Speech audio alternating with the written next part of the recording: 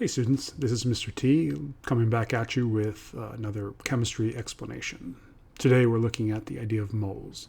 A mole is a measurement.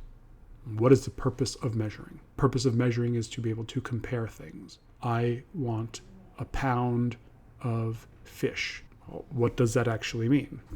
A pound is, to some extent, some kind of an arbitrary unit of measurement that we have agreed to. What's important about it is that the agreement, not the actual weight. A pound could be twice as heavy as it is, and it would still be a useful measurement because it would allow us to be able to have a reference for comparison. And that is fundamentally what a mole is. It is a reference for comparison.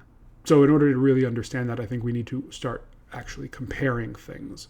So what we have here are 25 pennies. Now, I always thought of pennies as being made of copper, but apparently most American pennies are made predominantly something like 97.5% of zinc. These 25 pennies weigh approximately 66 grams. The atomic mass of zinc is 65.38 atomic mass units. So this is approximately equivalent to the atomic mass. So these 25 pennies have a mass of 66 grams. We know approximately how many atoms of zinc are in these pennies. We have 6.02 times 10 to the 23rd atoms of zinc. We can compare that to our table salt, sodium chloride, NaCl. NaCl has a molar mass of 54.55 grams. I weighed out 54.55 grams. We can say that these two do not weigh the same, but they have an equivalent number of atoms. Well, one has atoms, one is a molecule. So the total number of atoms in both of these substances are equivalent. So both of these have 6.02 times 10 to the 23rd atoms. Just like this water,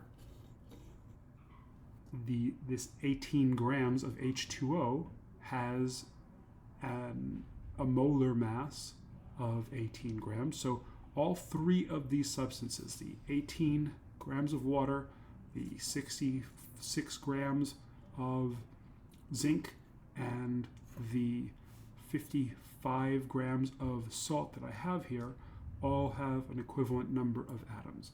That's why this concept of moles is so useful. It's like being able to compare a dozen chicken eggs to a dozen ostrich eggs to a dozen duck eggs. All of them consist of 12 eggs, but they're not the same size. They don't weigh the same, obviously.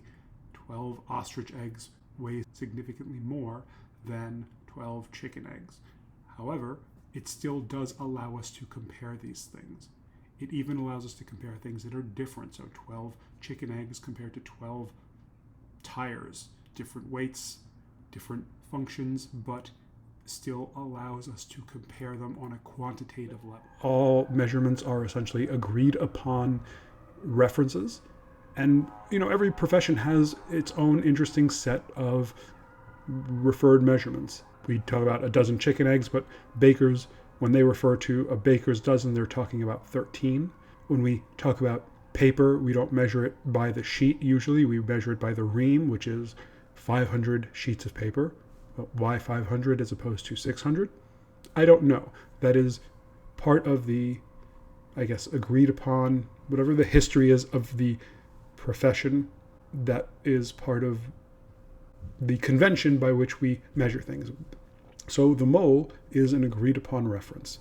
So 1 mole of a substance is 602 sextillion atoms, or 6.02 times 10 to the 23rd atoms. And that's very useful because we can compare weights and masses of elements. So we can say something like a mole of sulfur with an atomic mass of 32 is approximately twice the mass of oxygen with an atomic weight of 16.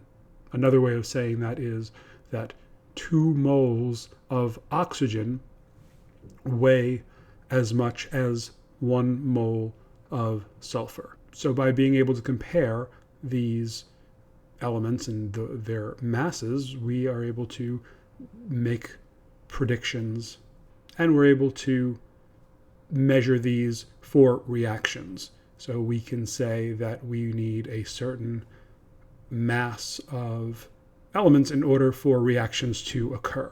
And that's fundamentally like a recipe book. We need to be able to have precise measurements of things that are really small. We can't count these things by the atom. We need to be able to count them by the gram. And so the mole is a useful way of being able to measure microscopic things in a macroscopic way. I hope that's helped clarify this concept, and I look forward to sharing more chemistry concepts with you.